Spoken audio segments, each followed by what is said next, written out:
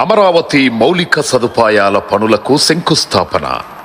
గౌరవనీయులైన ప్రధానమంత్రి గారు అమరావతి అభివృద్ధి కోసం 74 కీలక మౌలిక సదుపాయాల ప్రాజెక్టులకు శంకుస్థాపన చేస్తారు. ఆంధ్రప్రదేశ్ శాసనసభ నిర్మాణానికి శంకుస్థాపన.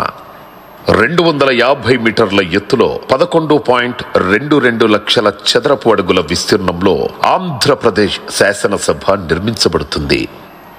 ఆంధ్రప్రదేశ్ హైకోర్టు నిర్మాణానికి శంకుస్థాపన.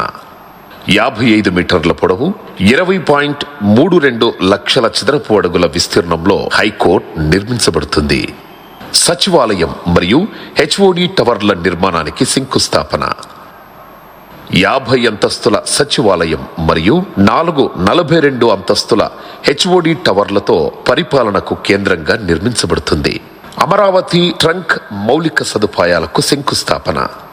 37 ట్రంక్ ఇన్ఫ్రాస్ట్రక్చర్ ప్రాజెక్టులు, సైకిల్ ట్రాక్లు మరియు భూగర్భ యుటిలిటీలతో 320 కిలోమీటర్ల ప్రపంచ స్థాయి రోడ్ల నిర్మాణం జరుగుతుంది.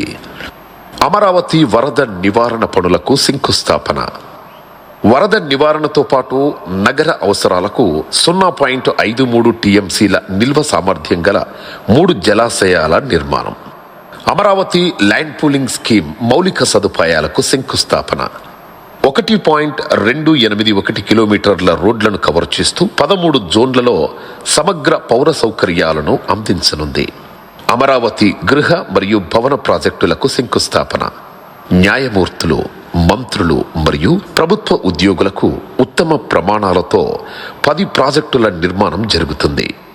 ఈరోజు అమరావతి ప్రపంచ స్థాయి రాజధానిగా, నిజమైన ప్రజా రాజధానిగా మారడానికి ముందడుగు పడుతోంది. అద్భుతమైన మన అమరావతి పునఃప్రారంభాన్ని మనం వీక్షించాము. గట్టిగా